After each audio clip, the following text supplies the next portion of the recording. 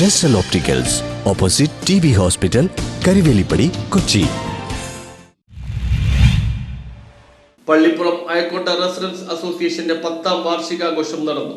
Pallippuram Ayakkotta residence അസോസിയേഷന്റെ 10ാമത് വാർഷികാഘോഷം ഫാദർ ആന്റണി കുരിശിങ്കൽ ഉദ്ഘാടനം ചെയ്തു.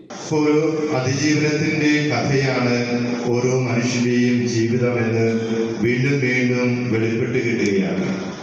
ഇപ്രകാരം നമ്മൾ മുന്നോട്ട് പോകുമ്പോൾ ഇവിടെ കൂടുതലായി പറഞ്ഞു കേട്ട ഒരു കാര്യമാണ് കൂട്ടായ്മ. നമ്മൾക്ക് കുറേ ദൂരം പോകണമെങ്കിൽ നമ്മൾ കൂട്ടായി പോകണം. കുറച്ച് ദൂരം വേഗത്തിൽ ചെല്ലണമെങ്കിൽ ഒറ്റയ്ക്ക് പോകണം എന്നാണ് പറയുക. എന്നാൽ നമ്മൾ ദൂരത്തിൽ അനേകം ദൂരം താണ്ടേണ്ടതുണ്ടെങ്കിൽ നമ്മൾ കൂട്ടായി യാത്ര ചെയ്യണം.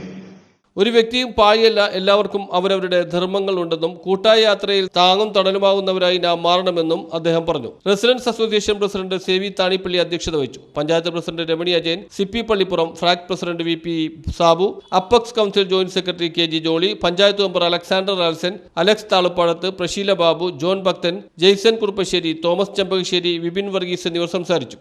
എല്ലാ കുടുംബങ്ങൾക്കും ഗിഫ്റ്റ് നൽകി. വിവിധ മേഖലകളിൽ മികവ് തെളിയിച്ച Navaneeth TS, Benzy Benedict, Amritha Alex, Lenin Puthenveettil, Alvin Jish, Joseph Bennett എന്നിവരെ ചടങ്ങിൽ ആദരിച്ചു. News bureau, Paravur.